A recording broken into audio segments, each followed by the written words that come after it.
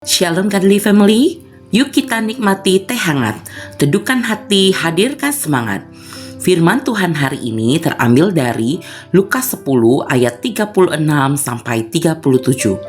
Siapakah di antara ketiga orang ini menurut pendapatmu adalah sesama manusia dari orang yang jatuh ke tangan penyamun itu? Jawab orang itu, orang yang telah menunjukkan belas kasihan kepadanya. Kata Yesus kepadanya, pergilah dan perbuatlah demikian. Godly Family, kita sering mendengar kisah tentang orang Samaria yang murah hati. Kisah ini sederhana, tetapi sangat dalam dan menantang hati kita. Ada seorang yang sedang dalam perjalanan, lalu dirampok, dipukuli, dan ditinggalkan setengah mati di pinggir jalan. Beberapa orang lewat, orang yang secara agama terlihat benar, tetapi mereka memilih untuk menghindar. Sampai akhirnya datang seorang Samaria, seorang yang secara budaya dianggap rendah dan tidak sejalan.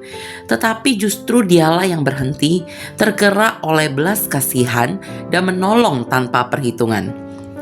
Yang menarik, Yesus tidak hanya bercerita tentang kebaikan moral. Yesus sedang menunjukkan sesuatu yang lebih dalam tentang hati Allah.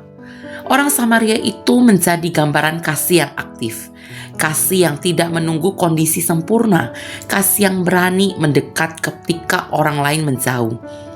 Ia tidak hanya merasa kasihan, tetapi ia bertindak. Ia membersihkan luka, membawa ke tempat aman, bahkan menanggung biaya perawatan. Kasihnya nyata, menyentuh, dan rela berkorban. Jika kita jujur, seringkali kita seperti orang yang lewat itu. Kita melihat kebutuhan, kita tahu itu penting, tetapi kita punya alasan. Sibuk, takut, tidak nyaman, atau merasa itu bukan tanggung jawab kita.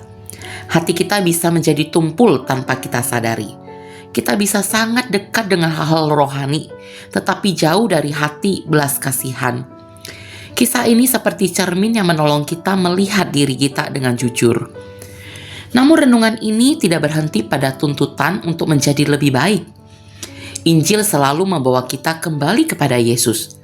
Karena sesungguhnya kita semua adalah seperti orang yang terluka di pinggir jalan. Kita tidak berdaya karena dosa, tidak mampu menyelamatkan diri sendiri. Lalu Yesus datang bukan sebagai hakim yang melewati kita, tetapi sebagai juru selamat yang mendekat. Ia tidak menghindar dari luka kita. Ia menyentuh, memulihkan, bahkan membayar harga yang kita tidak sanggup bayar.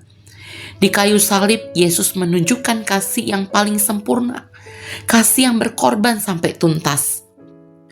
Ketika kita menyadari bahwa kita sudah terlebih dahulu dikasihi seperti itu, hati kita harusnya mulai berubah. Kita tidak lagi menolong supaya terlihat baik, tetapi karena kita sudah mengalami kebaikan dan kasih Allah. Kasih Kristus yang bekerja di dalam kita memampukan kita melihat orang lain dengan cara berbeda. Orang yang tadinya kita anggap tidak penting, sekarang menjadi sesama yang perlu dikasihi. Orang yang berbeda dengan kita justru menjadi kesempatan untuk menunjukkan kasih Tuhan. Mungkin hari ini Tuhan tidak memanggil kita melakukan sesuatu yang besar dan spektakuler. Mungkin hanya sebuah perhatian kecil, mendengar dengan sungguh, menolong tanpa diumumkan, atau hadir bagi seseorang yang sedang sakit dan terluka. Tetapi justru disitulah kasih Allah menjadi nyata. Kasih yang sederhana tetapi tulus bisa menjadi jawaban doa bagi orang lain. Mari kita bertanya dalam hati, siapa orang yang terluka di sekitar kita hari ini?